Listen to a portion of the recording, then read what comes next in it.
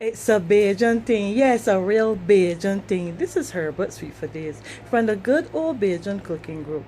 Today I'm going to show you how to do the cornmeal cuckoo with some lamb stew. It is a repeat of the Bajan cuckoo, but this time it's with lamb because this is a request from someone so that I will do a video with the lamb and the cuckoo. So I'm going to show the person how to prepare the lamb that I'm going to do with my cuckoo. This is Bajan local lamb. This is not imported, but it's Bajan local lamb where you get the lamb on the bone and stuff. So this is local lamb. So I'm doing this lamb. I prepared this lamb. How I have prepared this lamb, I've cleaned my lamb. You clean the lamb by putting some vinegar or lime on it because it's fresh lamb. You're going to put some vinegar and lime on it. You're going to wash it off and you're going to prepare it, take off all the excess fat, and then you're going to put your all-purpose seasoning or whatever seasoning that you have. I have put some green seasoning and some all-purpose seasoning to my lamb, and I have based it with some molasses because I do not use the browning. I use molasses to basically brown my meat.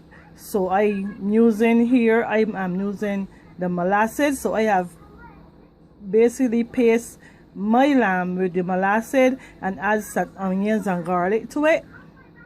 And that's how I am going to prepare my lamb. I'm heating my pan right now. So I've heated my pan so I can add a little oil to saute this lamb for a little while.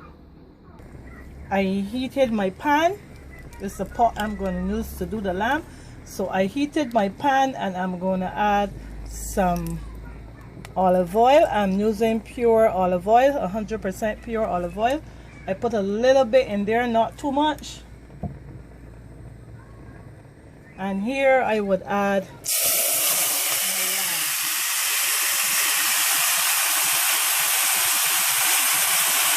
be careful that you don't have much water in there to burn yourself while preparing your lamb. I'm going to try to add in my garlic and onion to this. So I'm going to let it saute a little bit before I add my water. And I'm doing a brown down lamb, a gravy for my cuckoo. So this local lamb. This is Barbados local lamb, the black belly sheep.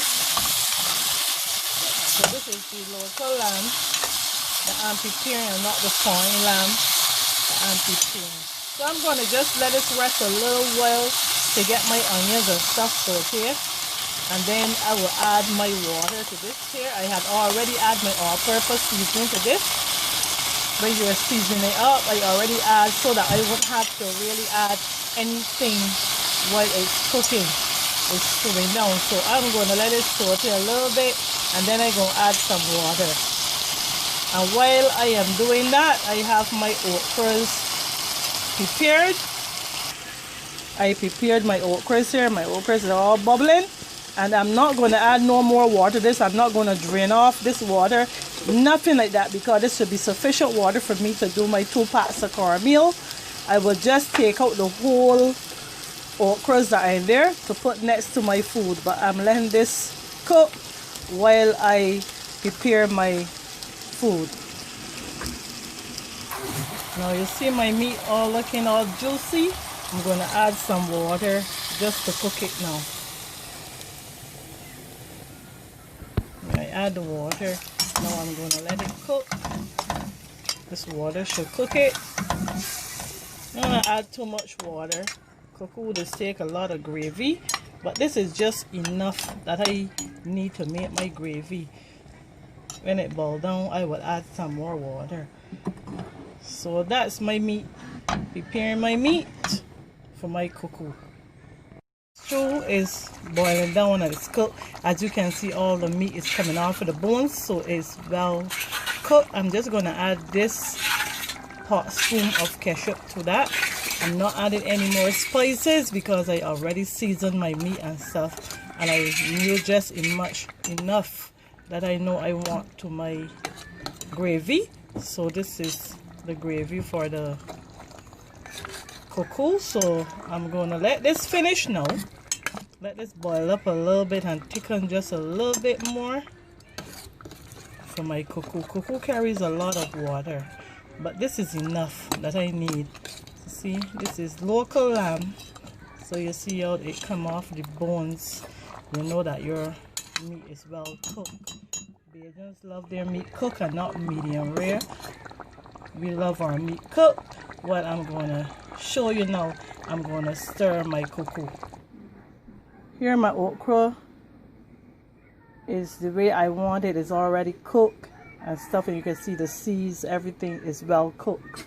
I'm not, as I said, I'm not going to add any more water to this, but you soak your cornmeal to get that smooth this is your cornmeal. You soak your cornmeal. Now what you're going to add here before you put in that cornmeal, you're going to put a pot spoon of butter, because you're using a lot of cornmeal. So you use your pot spoon of butter. It could be mellow cream, it could be glow spread, any kind of cooking butter you add to this. And when you add that cooking butter, you're going to put in your cornmeal, and then you're going to add your all-purpose seasoning. Remember, we're not using a lot of salt, so I'm using all-purpose seasoning. Now here I'm going to add my butter. This is where I add my butter. I'm going to put that butter in there, and this butter is to help this cocoa from getting all the lumps. It's to help smooth out your cocoa.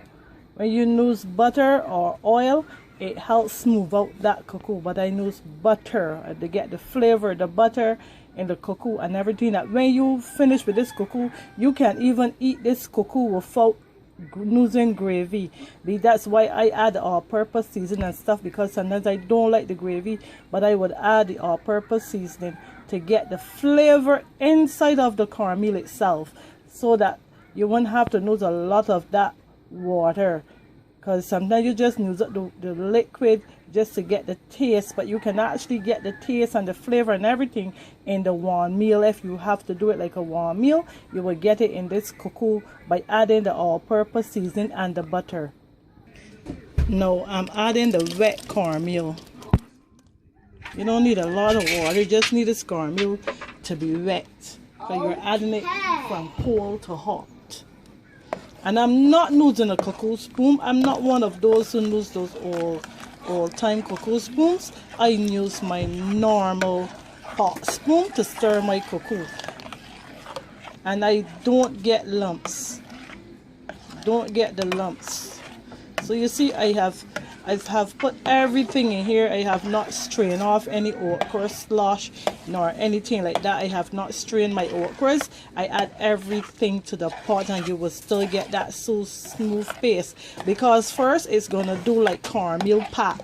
Like when you're doing that cornmeal pop and you keep stirring just to get that smooth paste. I do that with my cornmeal when I add it to the pot, and I get that good smooth paste. When I begin to come like a thickening now, I lower my stove, and when you lower that stove now, it's going to cook the cornmeal. So I'm showing you these easy steps. Cornmeal is not hard to stir. When people think that it's hard to stir and it got to call for this constant stirring, no. Cornmeal calls for cooking, and once you get that cornmeal cooked, you know, and you get your flavor in there. Now here now I would add my all-purpose seasoning. Now you can add 2 tablespoons of your all-purpose seasoning to this and get the flavor. You see, I add my all-purpose seasoning. So now I'm going to add my all-purpose seasoning. I'm going to stir it into this pot. I have not added salt to my okras. I didn't add salt to my okras. You can add the all-purpose seasoning also to the okras if you don't want to add it at this stage. So now here I'm going to cover my cocoa. Now that I have stirred my cornmeal, and I'm going to cover it and let it steam. You see, I'm getting that texture that I need, but I need it to cook, so I'm going to let it steam. You don't need to be stirring all the time. The way that I'm going to show you is a very easy way. And you lower your stove, lower the heat under your stove, lower the heat under the pot, and you can hear it, the air going through there, the steam coming through there, and it's going to cook this cornmeal nice and good.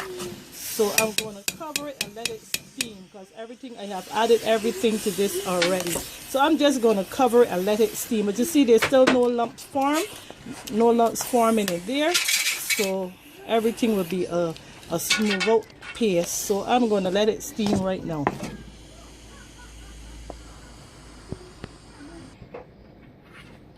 Now you have steamed your cocoa, and you see it's still meadow, no lumps, no sticking. See, I love to see at the bottom of my pan where there's no sticking, and you can form a ball with your cocoa and drop it like that. It's not too stiff. As you can see, the steaming process is still going on. As you can hear it bubbles in the bottom, and every air bubble is going to burst, and just let off that psst sound. That's when the cocoa is steaming. So I have steamed this cocoa enough. You're going to steam this cocoa. Longest I let my cocoa steam is for 15 to 20 minutes. 15 to 20 minutes is how long you're going to let this cocoa steam. As you see, it's still boofing, and whenever it boofs, it's going to let out that air inside of there. It's going to let out that air, and that show you that it's steaming.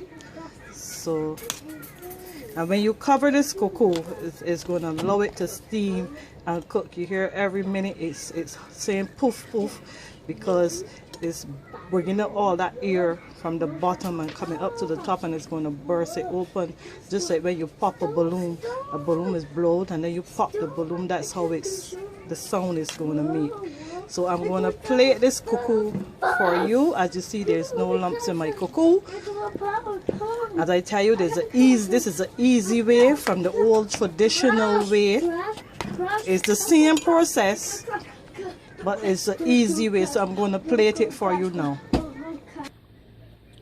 Now here is my nice plate of cocoa, my ball of cocoa with my beef stew and some okras placed at the side. You can add tomatoes, cucumbers, whatever else you would like, some pear to this cocoa, but I'm just showing you my nice plating of cocoa right here. So this is the bajan cocoa. Other people call it Fuji, other people call it turn cornmeal, but this is the bajan cornmeal cocoa, and this is your cornmeal cocoa, traditionally done on Saturdays. So this is your traditional cornmeal cocoa. I hope that you have enjoyed watching my video and my cooking. Thank you for watching, and you can always join my page on Facebook, the Good Old Bajan Cooking Group, and you can also subscribe to my channel on YouTube. Thank you.